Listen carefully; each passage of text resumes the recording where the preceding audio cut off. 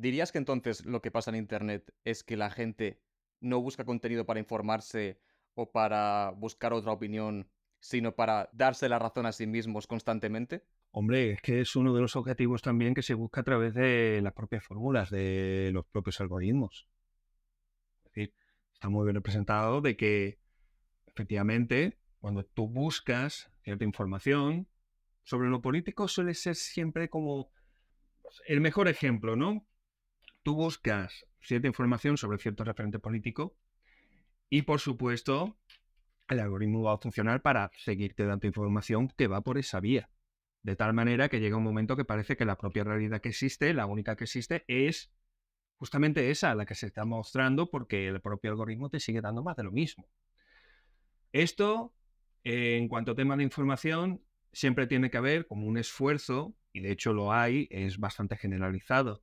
Hay un esfuerzo también por parte del propio usuario de ver ya no solamente eso, porque el tema de los algoritmos ya es muy conocido, o sea, tienes que estar a lo mejor un tanto más desconectado para que te pille de nuevas, pero al que sea muy asiduo a encontrar información en Internet, sabe perfectamente que lo que está encontrando aquí, aunque sea mi medio a lo mejor de referencia, vale, está bien, pero es que existen otros medios. Completa información por el otro lado, que es lo que siempre se nos han dicho, ¿no? Contrasta o incluso mira diferentes puntos de opinión por diferentes perspectivas. Esa es una práctica que siempre está. Pero además, en muchas ocasiones, porque el hecho de que tú te cierres tanto constantemente en las redes y que estés visitando exclusivamente información de ese palo, llega un momento justamente que te enclaustra. Llega un momento que empieza a peligrar incluso tu forma de ver el mundo, al punto de que empiezas a tener ansiedad y empiezas a obsesionarte con temas que a lo mejor ni siquiera te tocan de cerca. Pero el hecho de tenerlos tan presentes constantemente cada vez que abres las redes, pues parece que el peligro lo tienes ahí cerca. Entonces, muchas veces, incluso en cierto tratamiento, lo que se le aconseja es deja de ver información, deja de entrar en las redes, déjame investigar sobre este tema. Eh, ya que, o mejor dicho, ya que entras, no solamente te dediques a buscar este tema, dedícate también a ocio, busca otro tipo de cosas, no te obsequies constantemente, porque es que toda tu vida se está reduciendo exclusivamente a eso, que parece una tontería, pero pasa. Internet tiene dos grandes virtudes, pero también tiene dos grandes efectos. De las dos grandes virtudes es una puerta abierta a un montonazo de información, prácticamente es información infinita, y la tienes al alcance de tu mano, y también te tiende puentes, al punto de que tú y yo podemos estar haciendo este programa sin necesidad de tener que estar presente. Que ojo, me hubiera encantado. El gran problema es que la distancia es la distancia. Ujú. Ahí está. Y en cuanto al tema de la información ya hemos hablado, pero es que también tiene los grandes defectos, que es que, por una parte, cava trincheras y te enclaustra, te mete en un cubículo. Las trincheras no hace falta que hable mucho.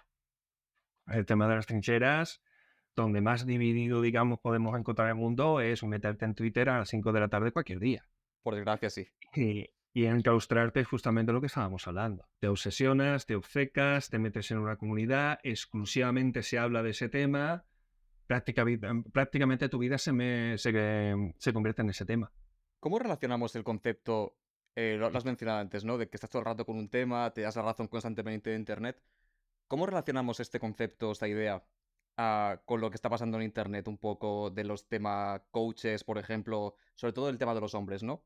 El tema de los hombres, por ejemplo, es como que pasa un poco lo contrario, ¿no? De que la forma a lo mejor de motivar o de dar, digamos, un discurso para mejorarte es decirte que eres lo peor y que no eres nada. Hasta que no seas a nivel económico viable, hasta que no tengas un cuerpazo de dios griego, no mereces nada, de que todo el mundo te desprecia, digamos, de base, y tienes como que ganarte el respeto, ¿no? Entonces, este discurso, por ejemplo, ¿cómo se entiende en el marco de lo que has dicho? Complejo, es complejo. Primero es por desgaste, ¿vale?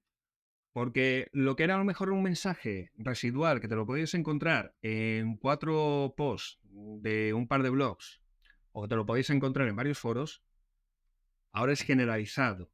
Ahora no hay un solo día que tú te metas TikTok, Instagram, propio YouTube o incluso en otras páginas web, en otras plataformas, y no te salga un anuncio o te salga un mensaje, o te salga algún gurú con algún tipo de lección. O sea, están por todos lados, ¿vale? Y cuando no son gurús, son asistentes de estos gurús. O sea, son Ujú. gente que te enseña a ser gurú o son gente que te enseña a cómo enseñar a ser gurú. Es decir, ya es como el meta.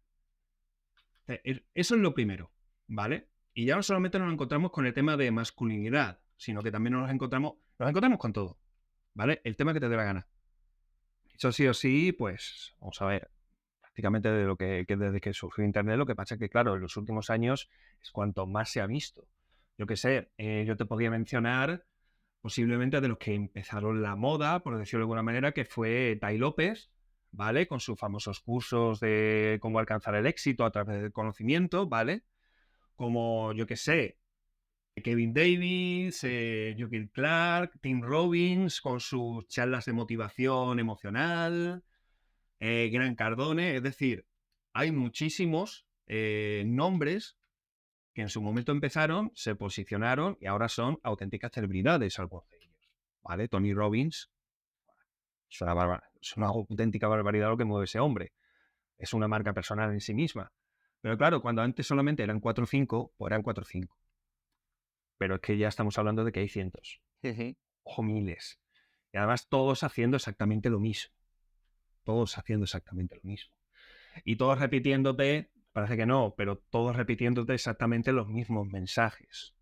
Por lo cual, al final parece que no, pero está calando, porque los mensajes que te está repitiendo no es que se lo hayan sacado de la manga, no es que sean los últimos descubrimientos científicos que se han hecho en los laboratorios, o no es que sean las últimas tendencias filosóficas. No, o sea, sus mensajes calan porque son mensajes que son comunes, que todos los hemos escuchado desde siempre, porque no son nuevos, ya vienen repitiéndose pues prácticamente desde, posiblemente desde el siglo XIX en adelante, ¿vale? En cuanto se cambia una mentalidad de producción, de ser una industria de producción a ser una industria de consumo, pero eso es muchísimo más extenso.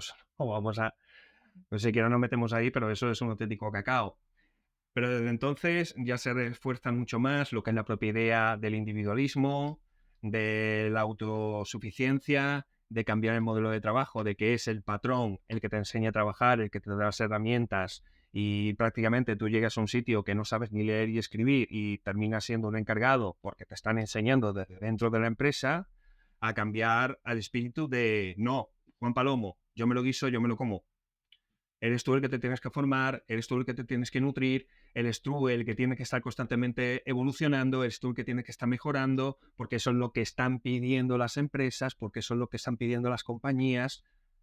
Pero es curioso también, ¿no? Porque, Ujú. en cierta forma, también una de las tendencias más importantes de esta gente es, entre comillas, el rechazo a ser tú el empleado, ¿no? Sino como ser tu propio jefe, sal de la Matrix un poco, el típico discurso este. Entonces, claro, es como mejorarte, pero ni siquiera es para ser parte del capitalismo como una hormiguita más en cierta forma, sino como ser todo el mundo la hormiga reina. Hace poco leí, por ejemplo, un mensaje Mire. que me encantaba, que era como que la típica vida de la que todo el mundo quiere huir, ¿no? Es como todo el mundo trabaja para evitar estar trabajando en un 9 to 5. Pero es que ahora el trabajar para evitar estar en un 9 to 5 es el camino genérico, por así decirlo. Pues sí. Entonces, es como que se ha degradado mucho el mensaje y estamos en un punto en el que decimos, eh, ¿qué estáis diciendo exactamente? ¿A qué punto queréis llegar, no? Y, bueno, verá, el punto donde se quiere llegar ya hemos llegado, ¿vale? Nuestra tendencia es, como mencionaba Guy Lipovetsky, El área del vacío, que es un libro que tiene ya varias décadas. Pero ahora hablaba, por ejemplo, de la tendencia al hiperindividualismo. El hiperindividualismo entendido como eso, como el ser social, que tenga de ser social, que es exclusivamente individual, que ya no necesita del resto de la gente, sino que todo se lo puede agenciar por él mismo. Y la tecnología también camina en pos de hacer de que tú te puedas valer de ti mismo sin tener por qué depender de otros agentes externos. E incluso plantearlo como si fuera una auténtica meta, de que tú seas ese nivel de autosuficiente. Entonces, claro, tú me estás diciendo, dice, no, vas a trabajar para dejar de trabajar en el local ese que tú me has dicho. Es lo mismo que si me dijeras, vas a trabajar para dejar de trabajar en un McDonald's, por ejemplo, ¿no? Y empezar a ganar por ti mismo. Y el mensaje es para todos igual, claro, porque todos vamos a ser seres individuales, vamos a ser grupos de una sola persona, que nos vamos a relacionar con los demás, porque ese es también el planteamiento que se maneja muchas veces.